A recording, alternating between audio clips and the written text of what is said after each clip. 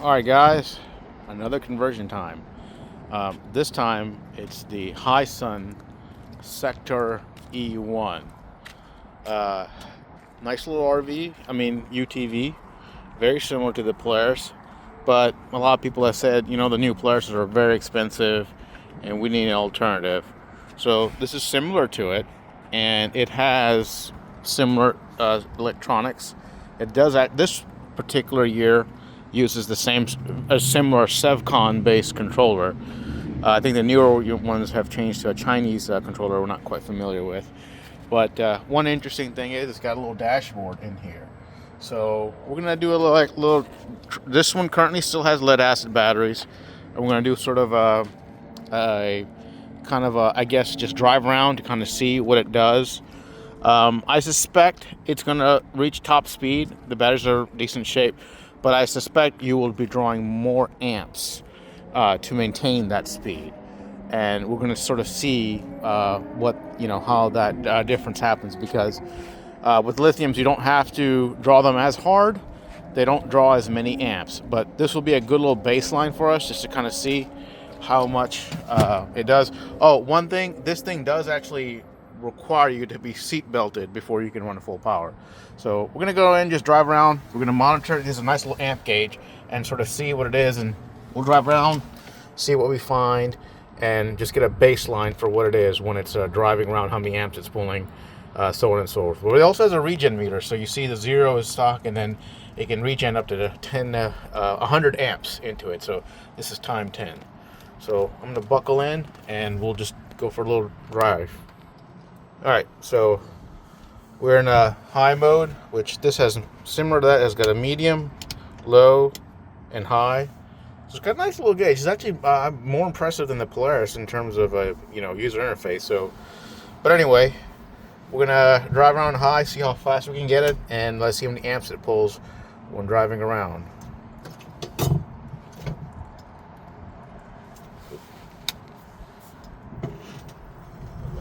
Okay, so we're just gonna drive around. Again, it's a Sunday, so in our little office park, we're not supposed to be driving around the road, but there's not too many people on the road, so we can go ahead and go. So anyway, let's see what she does.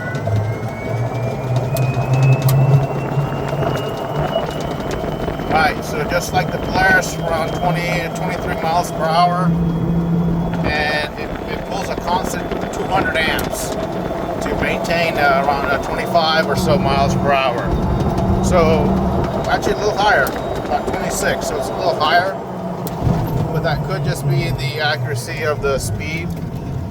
But we're seeing about, in order to maintain top speed, it's going to be pulling around 200 amps. So that's our baseline before the conversion. In order to maintain full speed, it's pulling right under 200 amps. So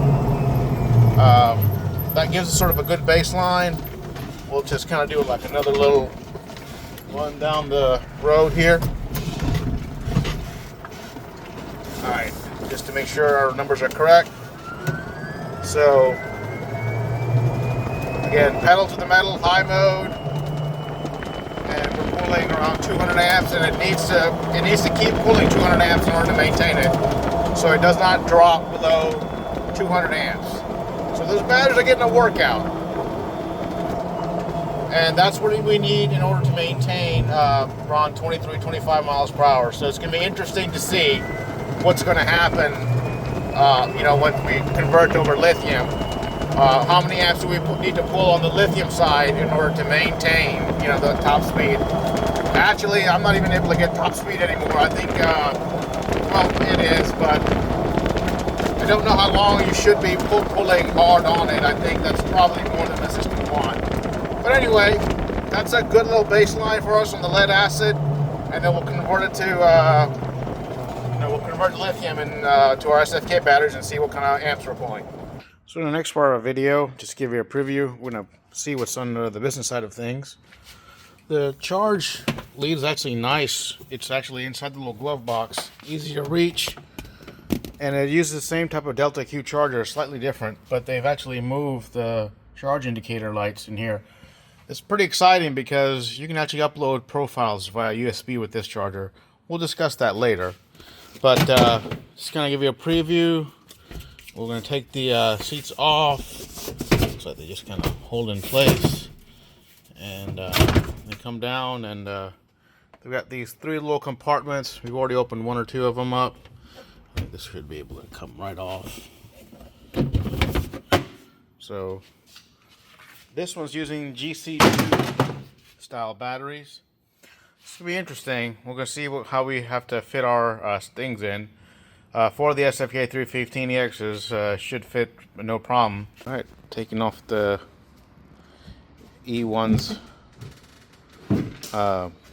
seat, and then we'll probably begin by removing all of these bolts to get this structure out here. There's a good bit of zip ties, so you have to replace the zip ties more than likely, because we're gonna have to remove this brace and then get to the batteries.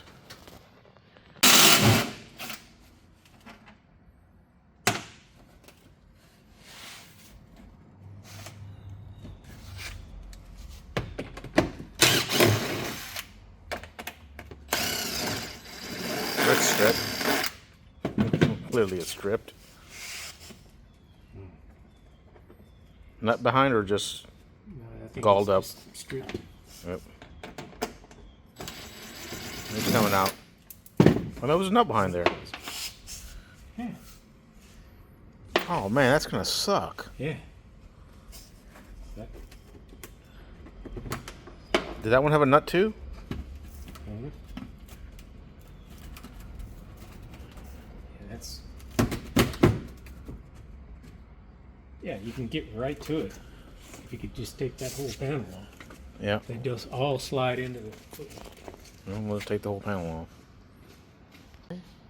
So we take that out, and that little piece just kind of slides out.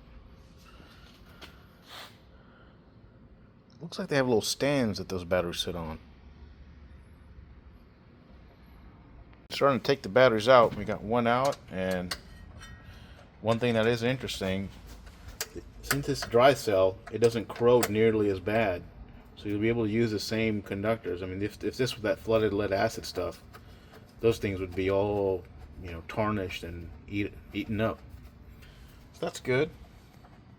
But it's going to take a little while to take them out, so take your time and slowly take them out.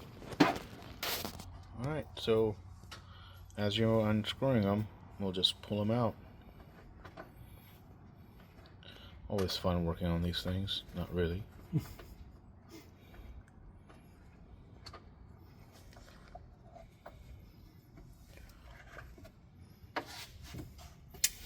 Those little wires, they're actually quite good. We can use those again. We'll only need, like, let me see, 3 of them. Yep.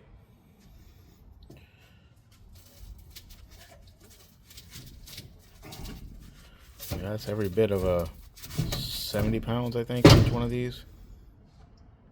Yeah. It's just awkward in there. Yeah. Once you get the handle. God dang. Some bitches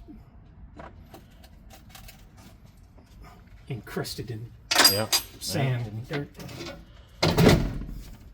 Alright, and we'll slowly take them out. We're going to look at how they have set these up, these plates. That's going to be the main thing. Well, come take a look. You just So like the swivel bolt is what's keeping the batteries in place, and there's no actual divider. So we could have one battery here and maybe another battery in there. We'll not have to change the plates out.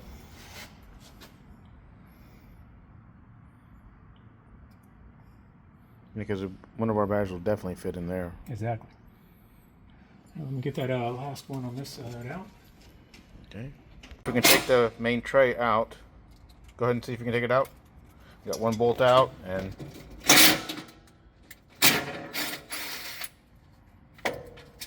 yes.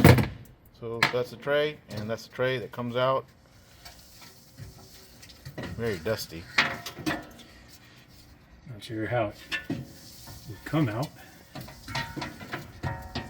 Okay, well, we gotta figure out how to get the tray out, Yeah. but it does unbolt and Yes. could potentially come out. Some, Alright, so you gotta take off these 3 bolts to move the main controller out of the way. Controller board. So we loosen the first one up, we gotta loosen the bottom one up, and there's a third one on the bottom have to come out. So those things do have to be removed in order to get the plate out. With that main bracket loose, you should be able to take out the main plate. You don't have to take it out all the way, but that should be enough to take the plate out. And then you'll bolt on our custom plate, which we don't have yet, but just pretend. yes. You got all 8 batteries out. See what they see what each of them weighs. One, guessing about 65 pounds. Oh, 75. It's a single one of these is more than ours, so you're already 15 pounds lighter for just one battery. So yeah, it's going to be a lot lighter overall. All right, so as we said, you know, the plate's out, and we're going to talk about the plates now. Let's talk about the plates. So these are 2 plates that you will get, and we're going to show you how this goes in. But in here, you'll put 2 SFK batteries on each side, and this is set up so that it meets the stock cutouts of the EV1 perfectly. So you see how that center bolt is? We're going to put a plate on each side. And so this is the plate. It's a steel powder coated plate, and you know, it's cut to fit our batteries, which is going to make this install, you know, super quick and easy. And we'll start installing it next. But before we do, we're going to discuss a little bit about how the bolt goes in, because normally the bolt goes in one way and you have to change it up. Okay, so normally the bolt goes in that way, and you can see, you know, it kind of points in there, and we're gonna flip it around. But in order to install it a different way, you actually have to go underneath and pull it out so it comes this way. And the reason you do it that way is so that the hook is pointing on the outside, but that's going to give you the right amount of clearance you need to attach it. So we're going to put the tray in next, and you can kind of set it aside. So we're going to put the tray in set, and then we'll put 2 batteries in there, and we're going to show you how you can use the stock mount or the holding bracket on the SFK 315EX batteries. So speaking of the batteries, we're going to be using 4 315EX batteries. They have data port on them, which eventually we'll also show you our new data sports hub that will be coming out. But for now, we're going to put the tray on and kind of show you how the tray sort of looks like. So we'll just sort of see. So since this tray is significantly smaller, it should go in without a problem.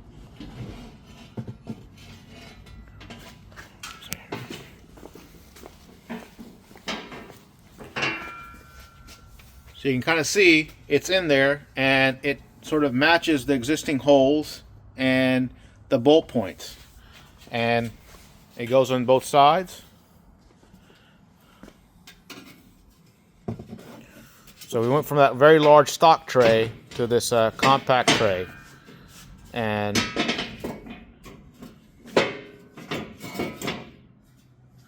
as you can see, it goes in perfectly. You also have a little bit of adjustment ability, so you can kind of adjust it, you know, for little small variances in manufacturing. But it doesn't interfere with the stock place where the standard little mini battery goes. So what we're going to do next is we're going to probably secure this down with the stock bolts so that it stays in place, and then we're going to use the hook to secure the batteries after we put the batteries in. So we'll do that, and actually you can kind of see we're tightening them down. So once you have these tightened down, they should go nowhere. So you can see we're doing that, and that is going to be as strong as stock. and you have you know, little cutouts on the side so the dirt can fall out and not get all clogged up. And you know, it has our little logo on there, which you know, it's a good proof of quality, I guess. But we'll secure these down, and we'll put the batteries in, and we'll show you how it looks like. Okay, so we bolted these things down, and it is secure. I mean, once you put in it, as you can see, we just put one bolt here and one bolt there. So it's just straight down the middle. Easy peasy. And you do it the same way on both sides. All right, now we're going to put our batteries in, and then we're also going to, like we showed you earlier, you reverse the bolt so that points the other way, and we're going to show you how it looks like all bolted down. So we'll put the batteries in next. All right, so now you want your terminals pointing towards the middle. But it's one advantage of not having batteries that weigh 200 pounds is that they can be easily positioned.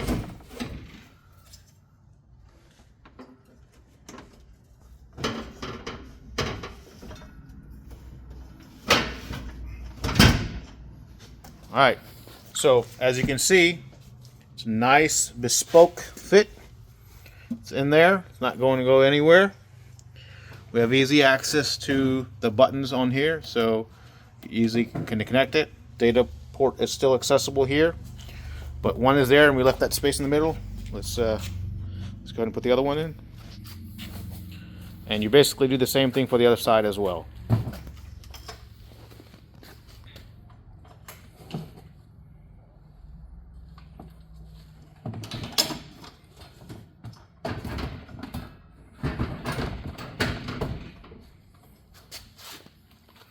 All right, as you can see, both are in there. We're going to put our swivel bolt, and then we're going to use this thing to secure it, the stock thing, and you're going to see it's a perfect fit. So we'll put the swivel bolt in, but like I said, you're going to have to go from the bottom to do this because it's pointing the other direction, but it will still work. And then we'll put the swivel bolt in and secure it in place. Okay, so as you can see, this thing fits in perfectly. You're going to have it like this. You're going to have it to the U points up. Do not have the U pointing down. It's going to bite into the batteries. So you can see we put this here, and then we're just going to tighten this thing down. And once it's tightened down, this is locked in. It is not moving. I would dare to say it's better than the stock because our lip is a little taller. So you want to put this in. You do not want to crush this all the way. As long as it's a snug fit, it's going to be fine. I mean, obviously this is loose. We haven't tightened it. But once this is tightened, you're going to see this is going to stay in place. And, you know, it'll be super easy to work on because you have access to all the buttons in front, you know, so you can turn on the Bluetooth and stuff like that, the, you know, temperature monitor. So it's super easy to get to, and we already got that side in too. So as you can see, it goes in both sides. So you shouldn't have to struggle either way. But we'll bolt this thing down, and we'll show you how it is all put together. So we're going to start tightening the bolts. Now, make sure you have the orientation of the bolt correctly. If you do, this thing is basically in the middle of the battery. If you don't, what's going to happen is it's going to be way up on the side. You don't want that. You want to reverse the orientation of that little round battery retaining bolt so that this is sort of in the middle. And this is plenty of strength to keep this. So we got both sides, and we're going to begin to tighten them. You do not want to over tighten. A nice snug fit is all you need. And take your time with it. Because of the way that the system is, it's going to be a little slow. So, like I said, just go slow, and you want a snug fit. You don't need to over tighten it, and you don't need to, you know, crack open the battery lid. So, a snug fit is all you need. No need to go over tighten. So, we'll just tighten this down. So, as you can see, once it's tight, this thing, it's not moving. That's all the security you need. And the batteries are now insecure. It looks like a OEM fit, which is what we were aiming for. Let's actually look from the back side. You can see, you know, maybe you could probably potentially go a slightly bigger battery, but it's already at the curve. So this is kind of what you want. You know, you can be quite a bit lighter, you know, at least 200, I'd say 250 pounds lighter. And we'll do both sides. And then the next thing is going to be wiring. So now, unlike the Polaris, there's going to be a little more wiring involved, but again, nothing too crazy. I think you'll be able to do it. Like I said, you may have to remove some of these clips to get everything in, but we're going to show you that whole process as well. All right. Okay, let's talk about wires. So yes, we will be giving you 2 wires that are going to be additional to the unit, but from the unit itself, you're going to be using some of the wires. So when we took all the wires out off the stock batteries, you had 1 long wire, 3 medium wires, and 2 mini wires. For our install, we only need the 2 mini wires from the stock system. The rest of the wires, you don't need them. You can just keep them for old time's sake, or maybe some other project. It's a decent wire. It's about a 1 gauge wire. So this one, you want to go ahead and clean up, get it nice and as nice as you can. But I have to say, compared to the Polaris, this is much nicer because they do not have the lead acid corrosion. So in our opinion, this is absolutely can be reused. So the dry cell batteries, in terms of corrosion, are far superior. And you just want to kind of clean them up, get some isopropyl action on there, let them dry. Don't put it on the battery with isopropyl. So make sure it's fully clean. Let them dry, and then this is what we're going to be using to install onto our batteries. Now, we also have some custom wires, and we're going to go over those in a minute. Okay, let's go over the wires that are going to come in your kit. So as we told you, we use 2 of the smaller ones from the actual E1, so that's going to be used. You'll get this red wire that has like this connector on here, which should work, connect to the stock harness. And then you've got this other black wire. Now, the little boots that you see, we actually took off one of the other standard things that come with the E1. So we just adapted it to work here. We are using the equalizer. There will be a video where we show how to use the 4-port charger. That's going to come in the future. But for this install, to keep it simple and budget friendly, we're using the equalizer. So there you are. These are the 4 wires that we're going to use, and the rest we're actually going to use that are already on the unit. So we'll be able to sort of use everything that is already on the unit. And next, we're going to show you how it's all installed. Wiring, the first thing you're going to do is the top wire that's on the solenoid, you're going to basically remove. This is normally a black wire, but this is what we call your final positive. Is it final positive or negative? Yes, positive. Yeah, final positive. So the way that the solenoid is set up on the E1, the solenoid is terminating the positive. So you want to go ahead and take that off, and you can set that to the side. And we want to clean those terminals off, and that's where we're going to put our new red wire.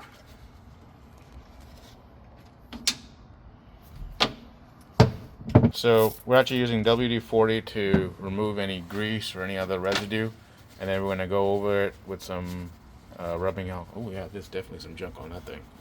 Probably some old dielectric grease.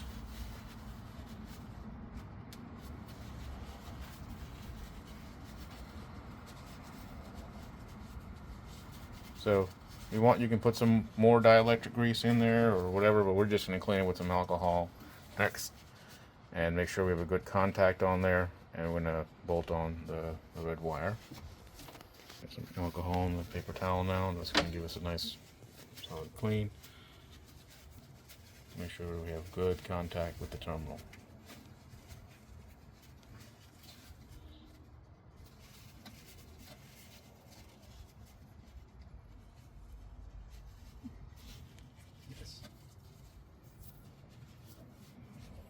Okay, now we can start by attaching the red wire. So you want to attach the end that does not have that small dongle wire or the charger wire. So this end. Okay, I'm going to go there and then bolt it down. Make sure, as you can see, the red wire is connected to the other side of the battery cable. So when you get your kit, that's the way you want to attach it. Make sure you don't attach it this side with the battery cable. You take a retention nut, or a lock washer, and just tighten that thing down. I need to get your socket set or a little wrench set to tighten that thing down.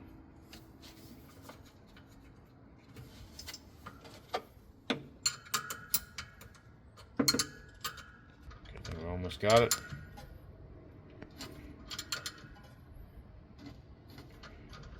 So just take your time with it.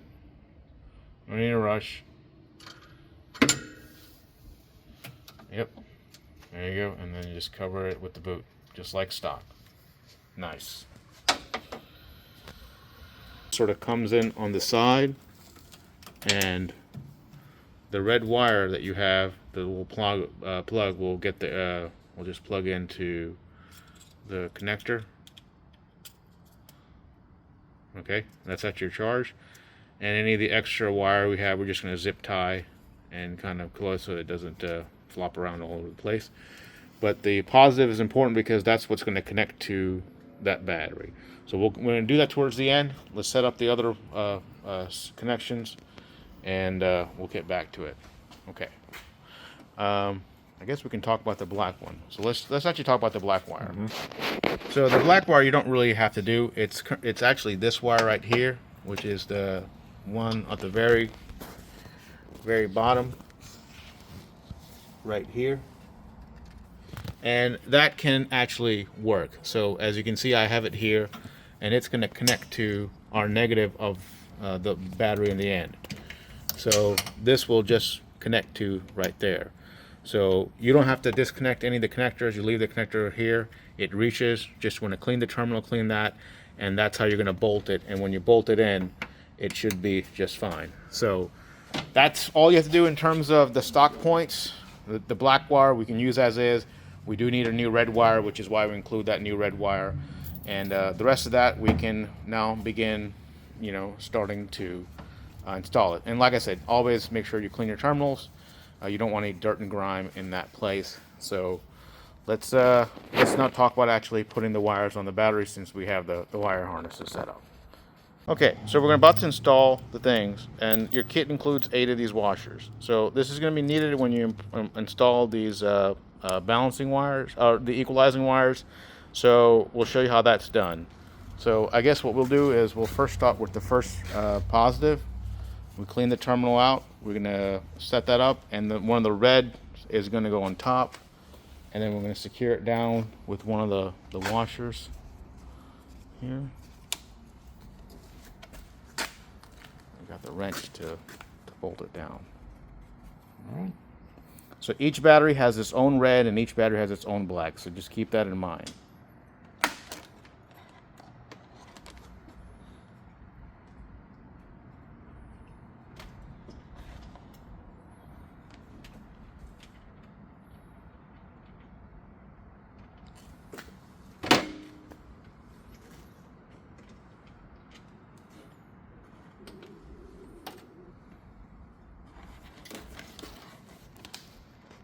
All right, just to reemphasize, you're going to put the nut washer, and if you want to, you can even put a lock washer, and then that's going to go on top of this, and then, so it looks sort of like this, okay, and then you put that on the actual lug and bolt it down. And we're just going to bolt down the other ones. We'll use the short wires are going to go connect the negative that you see here to the positive, and then we'll do the other side, and then we'll make our final connection that will bridge the two batteries so that it completes the 48-volt circuit. All right, so this just kind of show you how the joiner wire is going to be. Once you have them tight, you can just take the little boots and curve them up.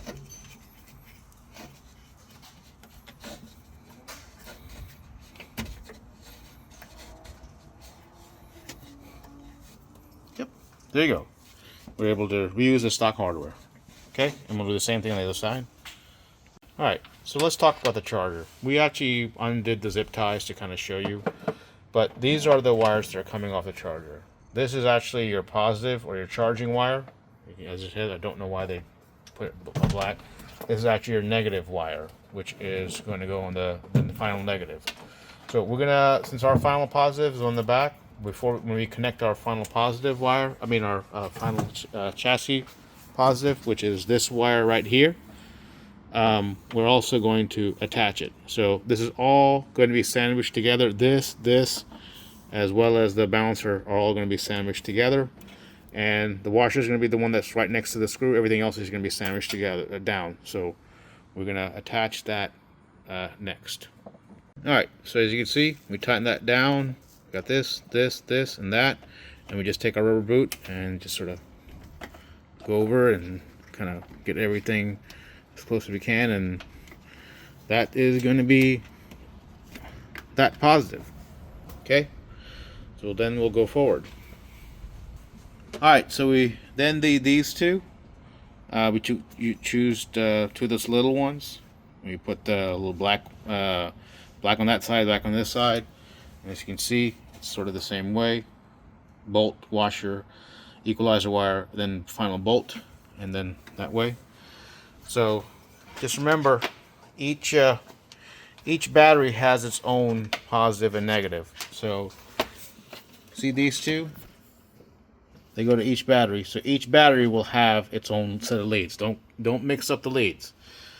So now that this is into place, we'll show you how we did the other side. By the way, you do not want to install your final negative. You're going to do it at the very, very end. It's very important. If you do that, you could arc your system. So make sure your final negative is not installed to the very end. But we'll show you the other side. Again, just like the other side, we got these two connected. That battery's got its leads. This battery's got its leads. So we got this, we got this. So as far as the batteries are concerned, the last battery you're going to install on the batteries is this one. This is your black wire. This is part of the kit that we give you. So when you do that, these two wires are going to be done. And once all those wires are done, we'll then install the final negative. And off the charger, this goes to your final negative. Now they have got a green wire, which is not really used. It's just sort of there. So we're going to zip tie it back the same way it is. But we'll attach our final negative for the charger to the final battery. All right, so we got the final negative on the second to last final wire set up. And as you can see, it's got that. It's got the equalizer wire. And we're just going to take our boot, cover that. Okay.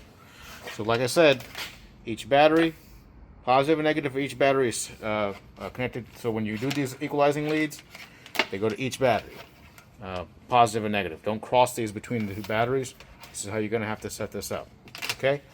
Now we're going to go and show you how we do the final negative. This is the last step that you will do. You know, once we have that all done, we'll then see all these loose wires and stuff. We'll zip tie them to the railing and keep them, you know, nice and secure. By the way, we did tighten the bolts back up to this. So now this is securely attached back to the way it normally is. So that's all good.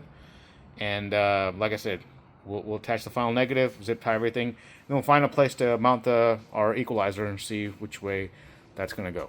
The very last one is going to be this final negative. Now what we did is we actually turned this discharging off of one of the batteries so that there's no spark. So it's going to be a little tricky because there's a lot of stuff there. So like I said, just take your time with it and tighten it down. As you can see, that one battery over there, we turned this just discharging off so that the series connection is broken. But once it's on there and tightened down, we'll put the boot on, we'll re-enable discharging, which will create the circuit.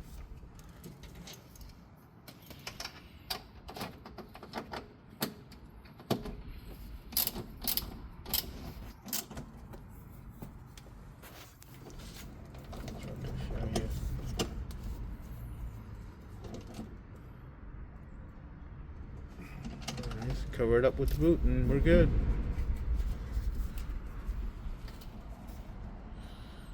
Okay, and now we're going to enable discharging back on so the circuit should come live. So we're actually now going to go ahead and connect the standard 12 volt battery, and then we're going to do the final negative, because all these things are kind of loose and we want to get them connected. Alright, so you want to connect all the connections to the small auxiliary battery. All the reds go to the reds. All the blacks go to blacks.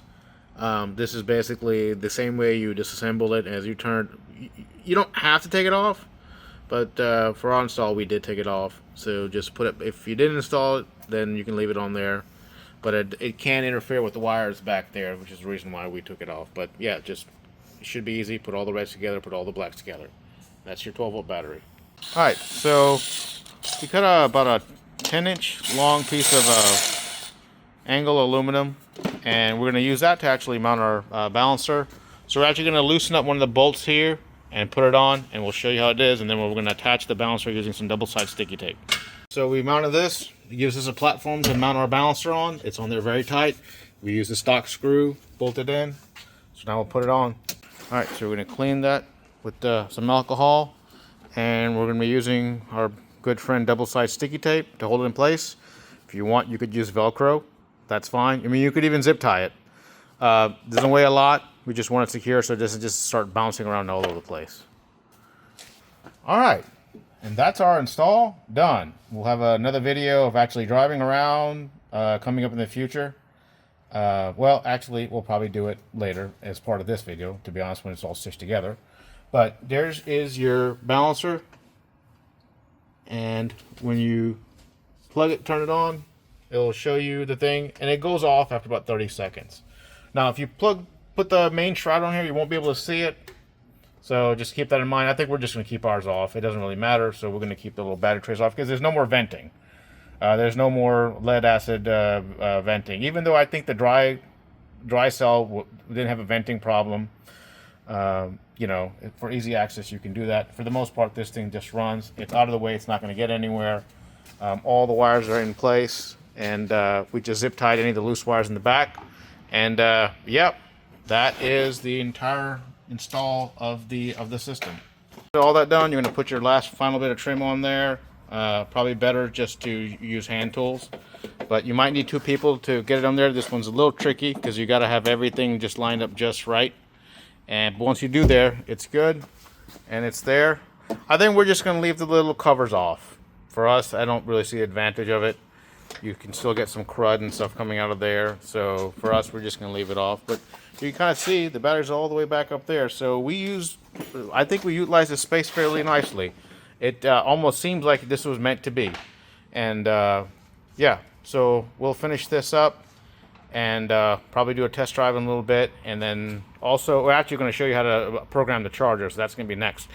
And then this should finalize the installation of the HiSun EV Sector EV E1.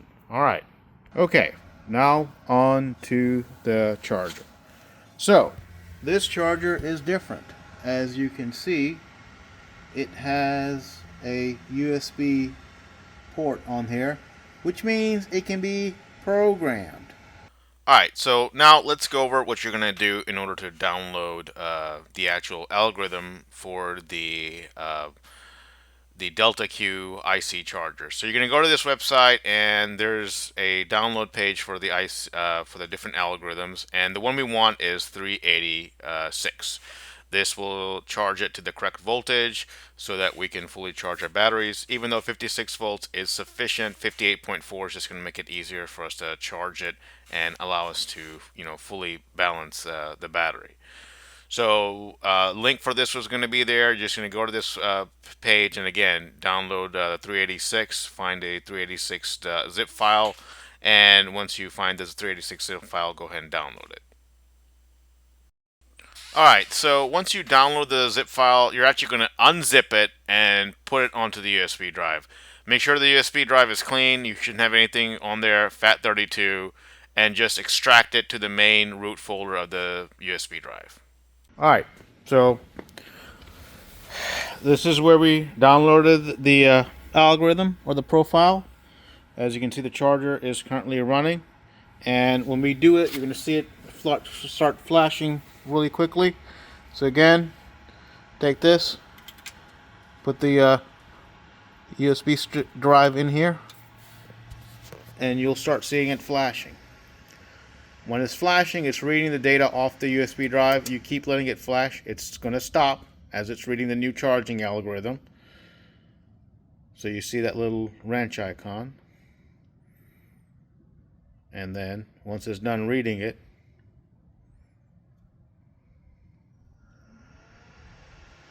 it's going to stop.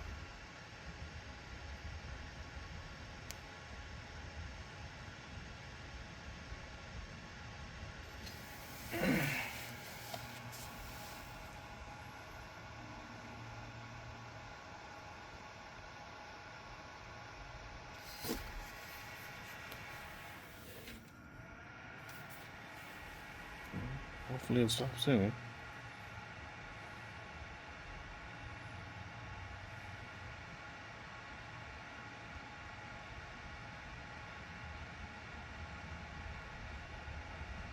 Okay, so it took a little longer, but now that it's stopped, we know that the new charging algorithm has been loaded and confirmed.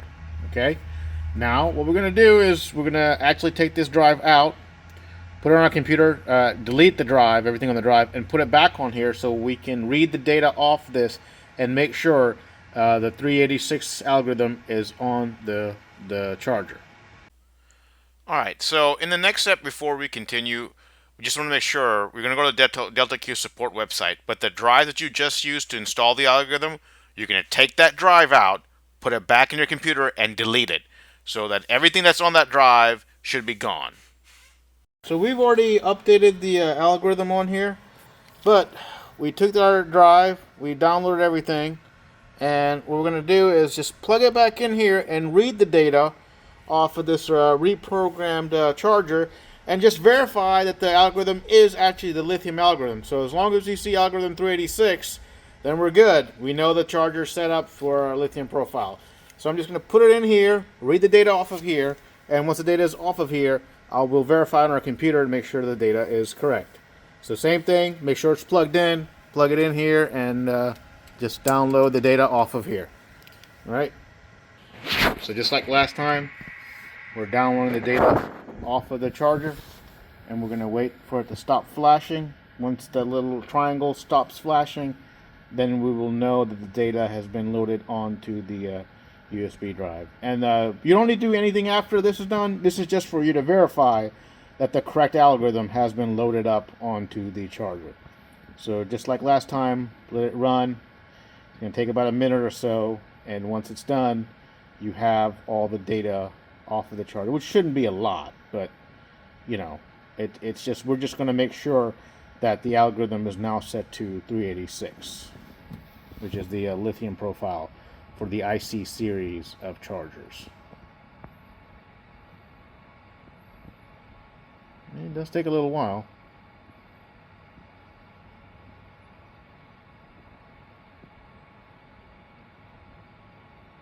Okay, that should be good, and we can take that drive out,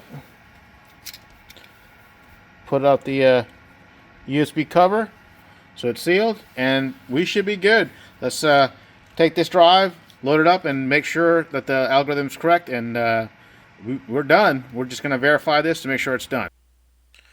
Okay, so now in order to view the data off the drive, we have to go back to the Delta Q support website, and we're going to be downloading this thing called IC Data Analysis Tool.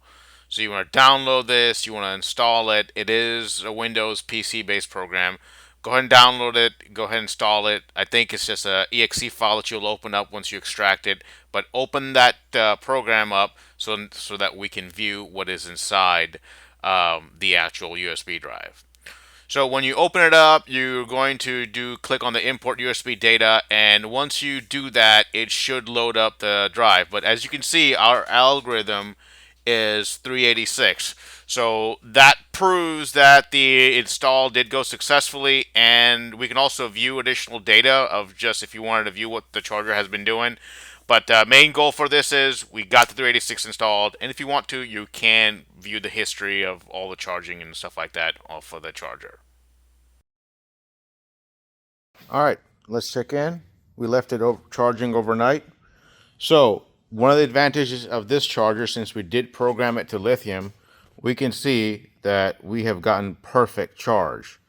And the balancers made sure all the batteries are identical voltage. So you see 13.62 across the line. And if you actually click our equalizer, it says, 13.6. The other thing we did was went ahead and changed the balancers to green mode. So once you do your initial balance and everything is charged up, I would just turn the balancers, the internal balancers, the batteries to green mode. So this way you do not need a wall timer. You just plug it in as long as you reprogram the charger, it's going to keep all your batteries perfectly charged. It reaches the full 14.6 volts per battery, which is approximately 58.4 volts. And once it does that, it backs off, and you can sort of see the charger just shows a solid green light. So that is one advantage over the Polaris. No, you don't need a wall timer or anything. You just plug it in, update the profile. Once the profile is updated, you'll be fully charged. And yeah, now we're gonna do some testing, but I wanted to show you that it is absolutely not a problem setting this up to full charge. Okay, I have this thing currently set up so that it is on heating mode as a standby. So that means that at 4 degrees Celsius, it will basically heat the temperature. The only thing I would also do is make sure you have low temperature discharging enabled. You'll have to have that. So if you want to turn your heaters on when it's below freezing, you want to do that. But the great thing about this now is that the batteries can stay warm even if they're not charging. This is one of the unique features of the SFK batteries. The heating system, you can define it. And in winter, when we're using this unit, we actually like to set up a standby so that if you're in a deer stand or something, you're not going to come back to frozen batteries. So that's really good. The other thing that we like you to do is set your overamp timeout to like 30, between 30 and 50. That's basically if you're in a hilly area or something and you need a little more power, the system is not going to say, hey, you're drawing too much current. So 30 seconds is plenty. That's going to give you like 350 amps that you can draw for 30 seconds. If you want to be more conservative, you can drop that down to 10. And what's going to happen if you're drawing a lot of power for more than 10 seconds, the batteries will actually shut off for 30 seconds. And this is just personal preference. If you're seeing your motors getting warm, you can set that up. But for most people that we have, 30 seconds is plenty. It's enough to get up in any hill. And you can be drawing, between 350 up to 400 amps. So plenty of power that you'll need. Okay, so with that being said, we're going to go out and hit some trails and see what this thing does. Okay. So, as you remember in the beginning of this video, on this very road, we did some tests, and we were able to get to like 25 miles per hour, but we were pulling 200 amps, basically sustained. It wouldn't go any below. What we're going to do now is, now that we've converted it to lithium, we're going to run the same road again and see if our amps stay the same or they go down. Okay, so we're at dead stop. We are in high mode. 2-wheel drive, and we'll also do a 4-wheel drive test just to see. And it's currently showing full power, so let's hit it and see how many amps we get. So we're going to floor it.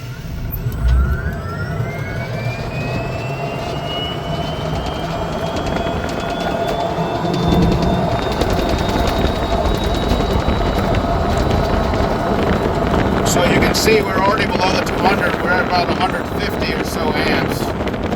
So that's 50 amps less than it was on lead. We're actually going to get straightened out in here a second.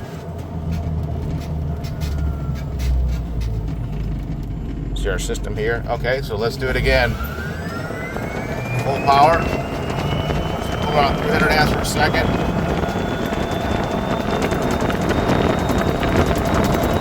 And on the lead, it would not go below, so we're actually down to like 120 amps. So you can see we're down to 128. And that's all it's pulling. So we have almost an 80 amp improvement simply from going from lead acid batteries to lithiums. And that's a testament to the fact that lithium batteries, they will hold their voltage a lot better. So on the lead, we never got below 200. So we'll run it again. So it accelerates, gets about 300 on the peak of the acceleration curve, and then as it starts coming down, we get down to 200, and we actually get down to like 120 or so. As you can see, we're traveling. And we're pulling like maybe 104, 120, 130, actually down to 120 now. So this is definitely an improvement over the lead acid batteries. And basically what that means is your motor is going to run a little cooler at maximum power because it's not pulling as many amps. And you know, by doing this, you're going to be able to get a far better, you know, and you can, at 125 amps, at 25 miles per hour, that's a 75 mile per hour range even at full power. So significantly more range and way more power with the lithium batteries.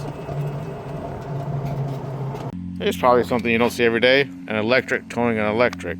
But we're out here in some woody areas. It's a little bit of trails. So we're gonna go around and see what it does in a real world scenario. And yeah, let's see what happens. All right, so we're going on some trails.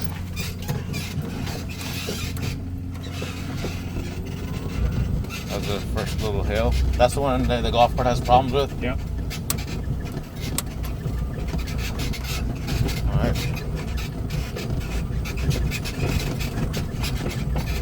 Currently on low. You go four-wheel drive? I mean, don't really need to. But... Right. They cut out these trails themselves, or? I'm not sure. Somebody manages them. Okay, this is a nice little hill. Let's see what we do here. See how many amps?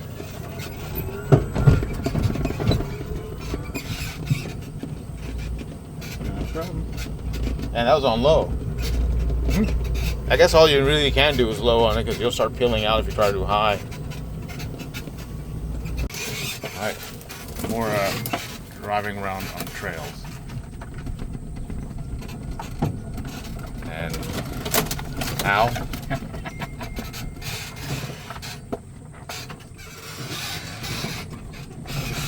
Now this little trail here.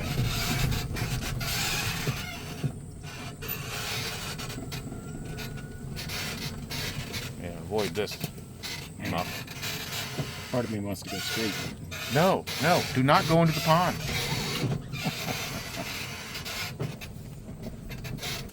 All right, so I guess we can show you on the side.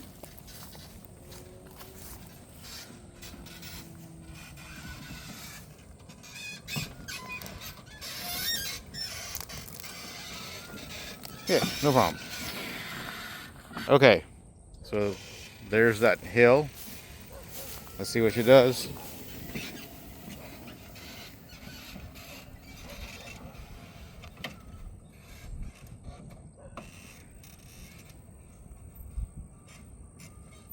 You intentionally went as slow as you can? Well, it basically slowed down and went up. Alright, we're going to try to power up this hill at full power.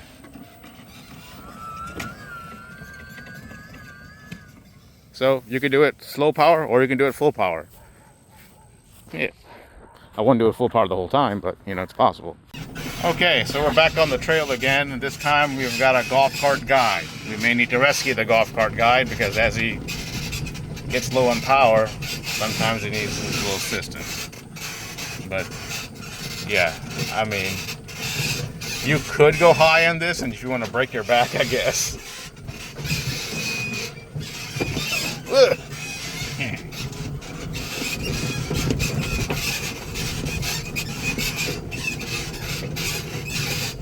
That's a club car precedent doing all this nonsense. Not bad, actually.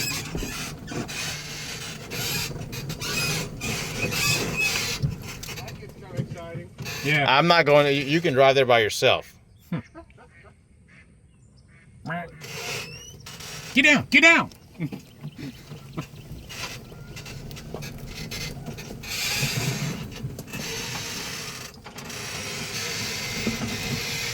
Uh-oh.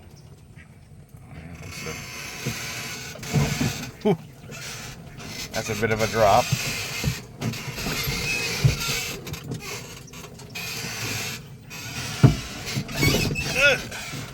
Yeah, no problem doing that.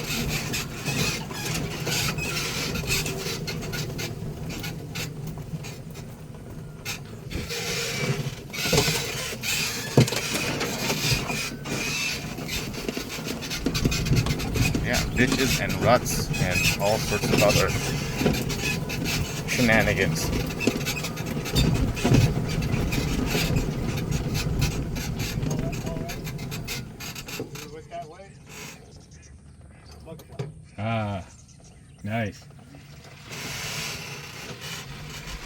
Oh no, mud.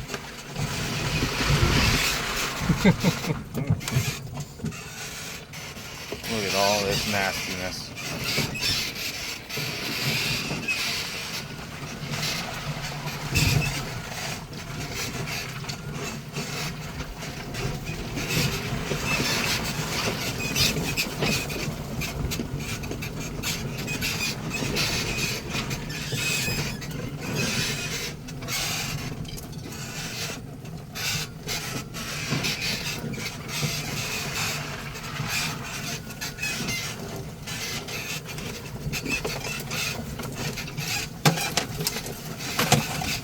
Oof.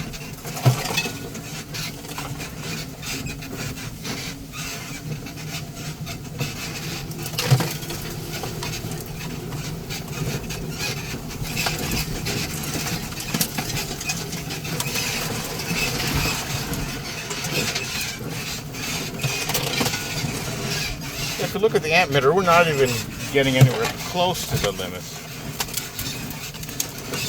This is all torque here.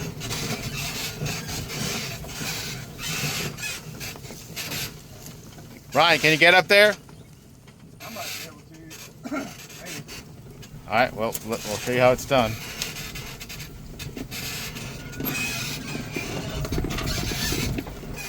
Yeah. All right, club car precedent, that's what you got. I gotta get out of here to watch this. Yeah. Oh yeah, he got up there. You want to press charge? We're pretty charged up. We're about 90-something%. Yeah, but he's it. Yeah. All right, so we got driver number 2.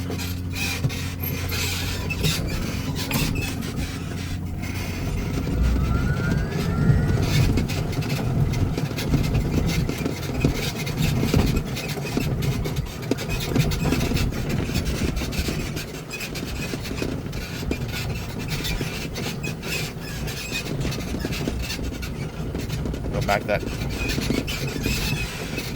All right, so get to here, about here, line yourself up, and then gun it and see what you think. This is that hill that I think have the most. We have the most problems with.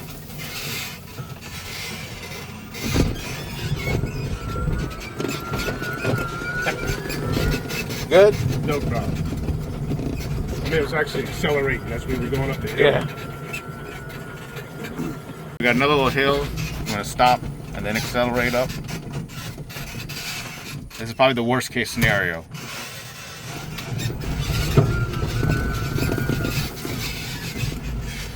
Not bad, huh? Not bad at all.